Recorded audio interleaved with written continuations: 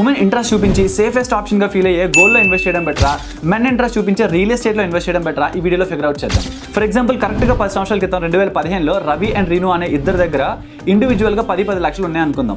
రీను ఏమో గోల్డ్ మీద ఇన్వెస్ట్ చేసింది యాజ్ యూజువల్, రవి ఏమో రియల్ ఎస్టేట్ మీద, ఎస్పెషల్లీ హైదరాబాద్ రియల్ ఎస్టేట్ మీద ఇన్వెస్ట్ చేస్తే ఇప్పటికి వీళ్ళకి వచ్చిన ప్రాఫిట్ ఎంత, వీళ్ళకి ఎంత అప్రిషియేట్ అయింది అనేది ఒకసారి అనాలిసిస్ చేద్దాం. రీను 10 లక్షలకి 2015లో ఆల్మోస్ట్ 380 గ్రాములు గోల్డ్ వచ్చింది. ఇప్పుడు కరెంట్ వాల్యూతో కంపేర్ చేసుకుంటే అప్పుడు 10 లక్షలకు కొన్న గోల్డ్ ఇప్పుడు 33 లక్షలు ఉంది.